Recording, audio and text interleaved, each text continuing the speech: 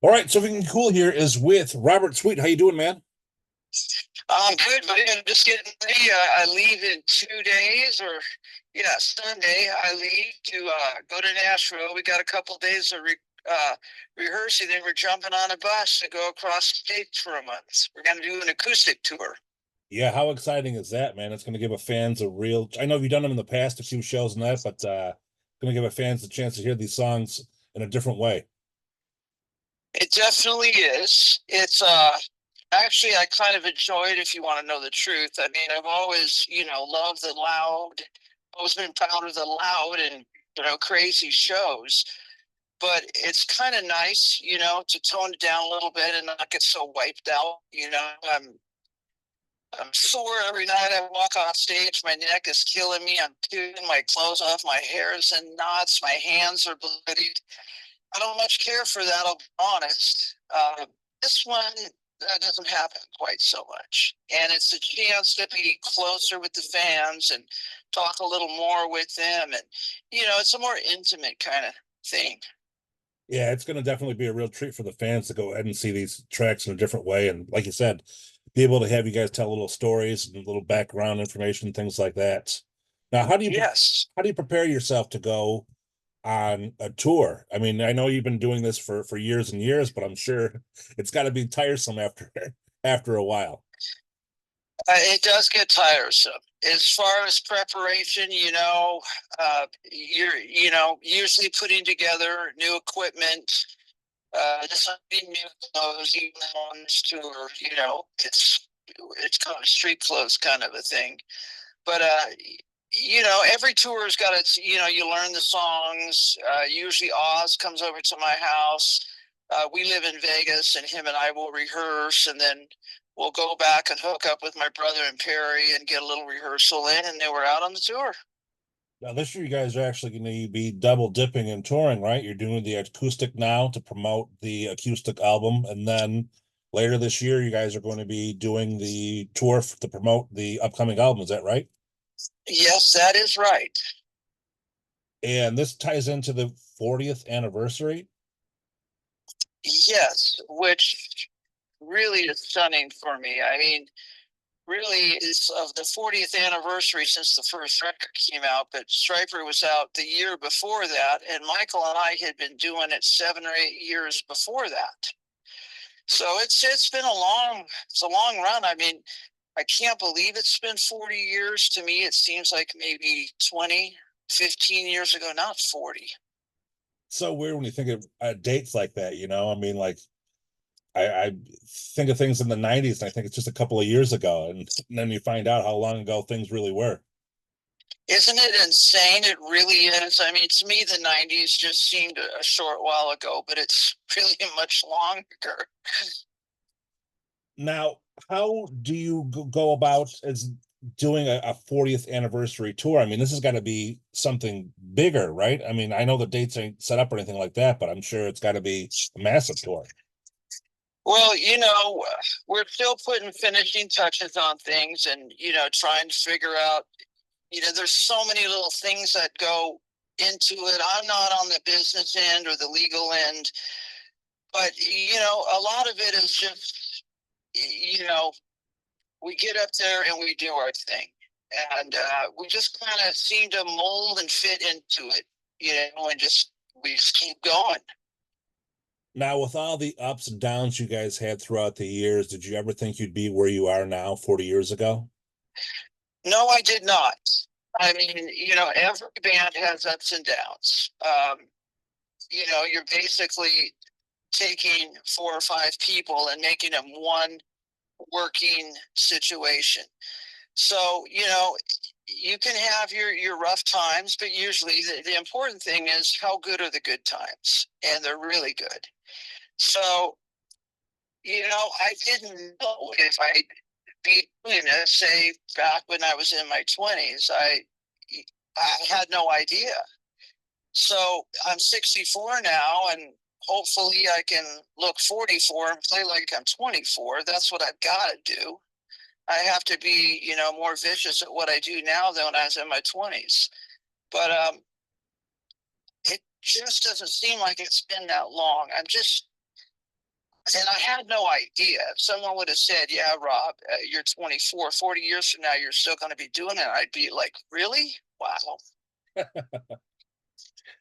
Now, what was it like for you the first time you heard yourself on the oldie station? I don't know if I've heard us on an oldie station. I mean, I every now and then I'll hear us on, you know, my daughter will call me and say, hey, you're on the radio or something. But uh, I'll tell you, the very first time I heard us on the radio, I was like in tears. Oh, I bet. I mean, it had to have been an amazing feeling to have that accomplished, go through and actually hear yourself out there. Absolutely, because man, we worked so hard, and I look back at it, and man, I really broke my back for this. I'm stunned at how hardcore I was back then. You know, and I was single. I didn't have any kids. I didn't have a super lot of responsibility. All my time went into the band and into what we were going to do. But I look back at it and I just think, man, Rob, you were really dedicated and committed to making this happen. And for me, it was like, no, this is going to happen. I think a lot of bands go through this. They're told, well, you have to have a backup plan because if it doesn't work, you got to be able to fall back on it. But the problem is the hard times always come. And once you fall back on something, you don't succeed. Right. And, the hard times are going to come. But in my opinion, in the music industry, you have to tell yourself, no, this is it. There's nothing else. And you find with that attitude, you stand a much, much greater chance of success. Now, you guys played all over the world. You've sold millions of albums. Do you think you would have had a different career path if you would have stuck with Rock's regimen instead of putting Christianity into your music with Stryper? Well, we wouldn't have been called that because we had that Rock Regime name for a while, but it was too hard to pronounce. And let's say we would have called ourselves Stryper, but we weren't Christians. I think, and a lot of people have told us, especially in the industry, if you guys weren't, doing this Jesus thing, and we know you mean it, which we do, you guys would have sold many more millions of records. And really, I want everyone to know that's the truth, because radio never played us. And it was a miracle we got on MTV. And, but still to this day, radio has played us very, very little. So, but, we were willing to take that hit financially. Yeah, and it's been rough at times. It's been really unfair because a lot of people have come up and said, "Hey, man, I'm not a Christian. Man, you guys are one of the best bands I've ever heard." And I'm like, well, great, thank you. Right. We don't look at ourselves as any better than anyone else, but you know, we had to stick with it. We had to make sure that the message of Jesus was first and foremost in front, no matter what people said. And man, were we ever given a hard time. I am telling you, I didn't know so many people were going to come against us back in the 80s and even up to this day. And, but it's all worth it. Now, with that being said, being coming up in the 80s during the whole hair metal scene, was there any bands that gave you guys a hard time for being a Christian band or maybe didn't want you on the tour with them or anything like that? Well, nobody wanted to take us out. So we were forced to headline. No one wanted to go out with us, and because we wanted to open for whoever we could. Right. That was an honor to us. We had always hoped to be able to open for so many of our heroes and bands we grew up listening to. But, just back in the day, I think people had the wrong idea. They really did. And they were afraid of it. So it forced us to go headline.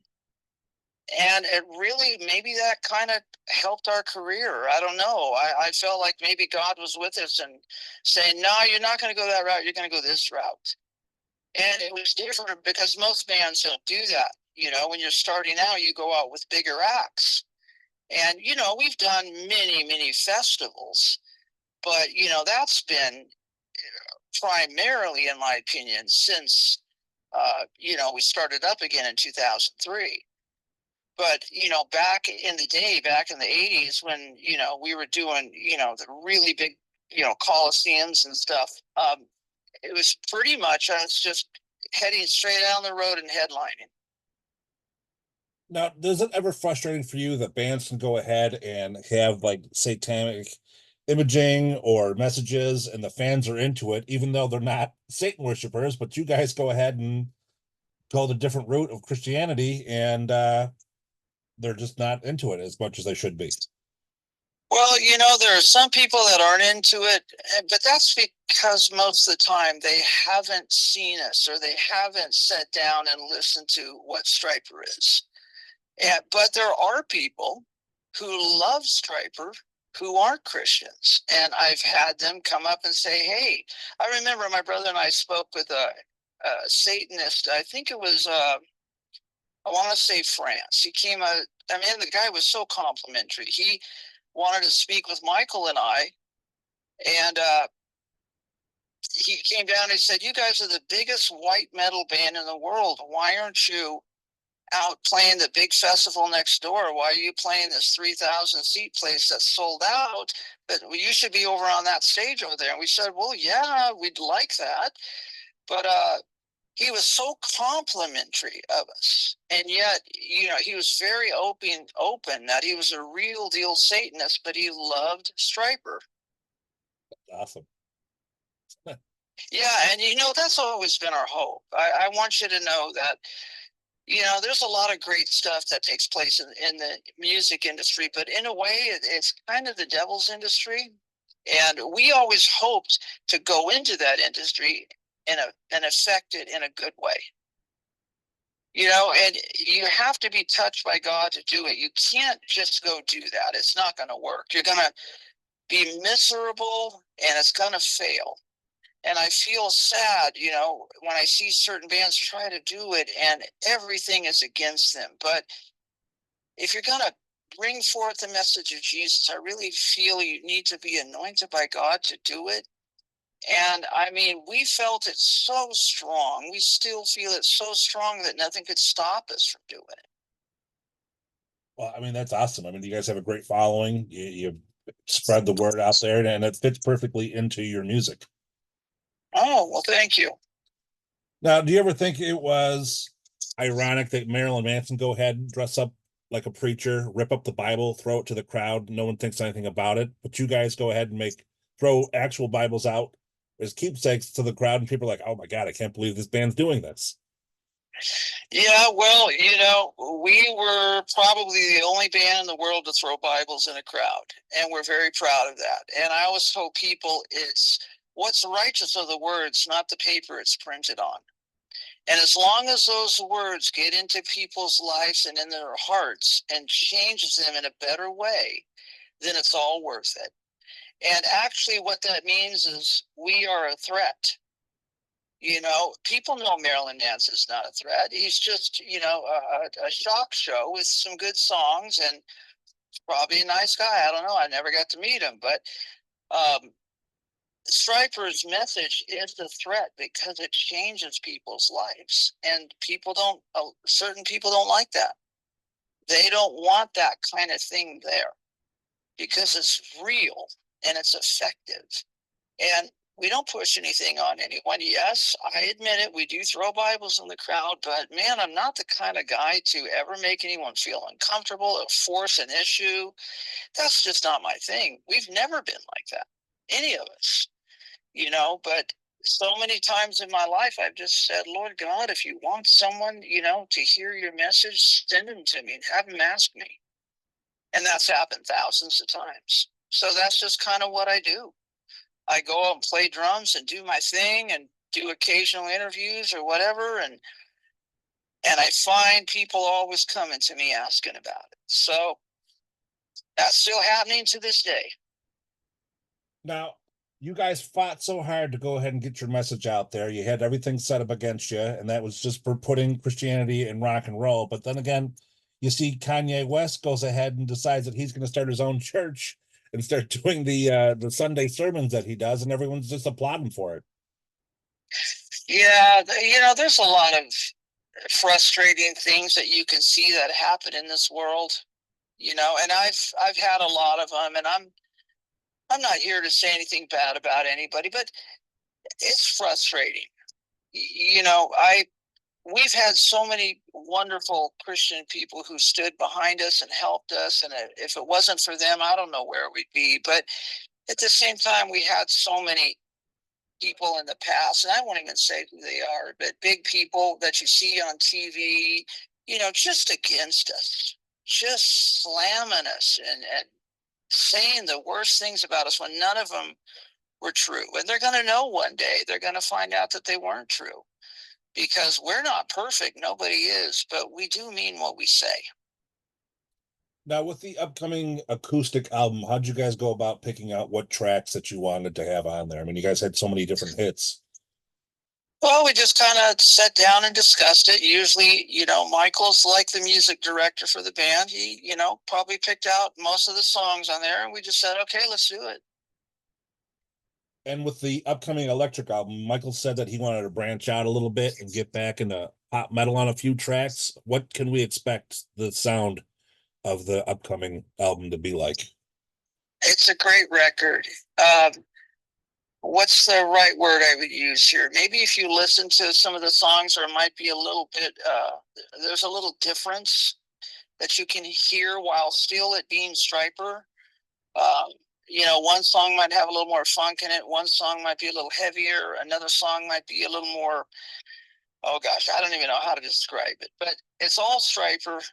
Um, it's just the next Stryper album, and I got to tell you, it's really good. I mean, we loaded the studio up. We had a fan getaway at the big house where we go and record, and we had two groups of, like, I don't know, 50 to 100 people a piece that come in the studio and listen to the songs, and they were all blown away going, oh my God, it sounds great. We can't wait for it to be out. So I think you're going to like it, and it comes out later this year. I want to say September, October. Now, are you guys going to be allowed back in Walmart when this comes for sale? Uh, I never know. Like I said, I'm not on the business end of things. I wish. That's always a good thing.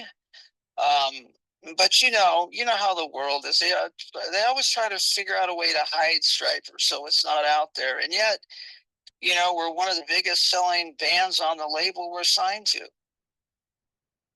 With the later tour dates coming out at the end of the year, will Oz be back up and able to tour with you? Well, that's what we're hoping, and it looks that way because he had to have another operation. The tumors started growing back, so they took care of that. He's totally fine. We've talked with him. He's doing well. And I believe so. I mean, it looks that way, but we'll know in another couple of months. Now, one thing I want to ask you is that you're not really that big on social media, but your brother is. Does that ever bother you that he's constantly popping up for things that he said? Oh no, I mean, back in the 80s, I was the one doing it 90% of the time. But I made a choice on social media that I didn't want to do a lot. And that reason was back, when the internet really got going around 2000, I had this trouble with a lot of freaky people. And I don't know, it was just not a good thing for me. I had, some people threaten my family. I had people showing up where I lived. It just got a little weird. So I backed off from the social media. Now, I think it's a good thing. That's obviously where the world is going. Maybe one day I'll get back into it again. But I had just kind of made a decision that I needed a break from the freaky stuff. And I've had a lot of that in my life, believe it or not. And after a while, you kind of just go, I don't want to deal with this anymore, because I don't know. I had lots of weird people, man, where it got dangerous a couple of times, where it just became a situation of like, I can't deal with this anymore. And I know that happens with everyone who has at least a little bit of fame, but for me, man, it just seemed like the weirdos came out of the closet and after me. So I just kind of backed off a little bit. That's all. Maybe I'll get into it a little bit more in the future. Yeah, I just think sometimes it takes away the mystique of a band. I mean, 40 years ago, there was no social media or anything like that. I mean, you may have heard some rumors, word of mouth, things like that, but there was you heard the flyers for a show that were coming up. There wasn't a big media blitz that you had to post all over the internet and things like that. It's just crazy Yep. the way things changed. It has changed everything, and it's continuing to change everything. And some of the things are good, but some of them are heartbreaking. I mean, it's taken away record sales from guys like me who, if you don't have that, you can be in a lot of trouble. And you have to figure out different ways to make money to make this whole thing work. The public doesn't know how much money it costs to go on a tour. I mean, it costs millions. And it's just crazy that, and I'm very grateful we've been able to do it, a band like us without a lot of record sales, even though we're one of the, top sellers on Frontier Records. But it's tough, and that's because of the internet. The internet has changed a lot, and it's going to most likely continue to even change all the more. See, with that being said, I mean, you guys have so many hit songs that you can go ahead and continue the tour without ever having to write anything out, but you guys continue to put out new music. But on that aspect that people aren't buying albums anymore. What keeps you guys wanting to put new stuff out? Well, people aren't buying records like they used to, but the record label we're signed to wants us to record a new record. I mean, from what I've been told, we're one of the highest paid on the label to do a record. So that means they have to be doing business where they're making money. Otherwise, they would never want us to record a record. But they've wanted us to do it. Now, how do you adapt to streaming? I mean, you guys are used to putting out actual physical copies, everything like that. Now everything's Spotify or Apple or Yeah, whatever it is. it's just one of those things. I kind of just record the music and go play live, and I kind of don't really get into other issues because I leave that to management or the label or whatever, because it's a different thing, but what are you gonna do? Now, with the album coming out later this year, can we expect to hear a single or anything like that beforehand? But I have no idea. I couldn't tell you. I feel like things change so fast that I can't really tell people what's coming up, but I'm sure there'll be something, but I don't really know. Now, people want to follow up. They want to get tickets to see you on this upcoming tour. They want to get the acoustic album, find out more about the 40th anniversary, things like that. Where do they go? What do they do to figure out everything, Stryper? Well, one place you can go is Stryper.com and check it out there. But I'm sure you will be doing a lot of stuff, advertising it and putting it out there so people can hear about it. Perfect. All right, man. It was a pleasure speaking with you, and I can't wait to catch you on this upcoming tour. Thank you, brother, very much. Talk to you soon. Take care. God bless. God bless.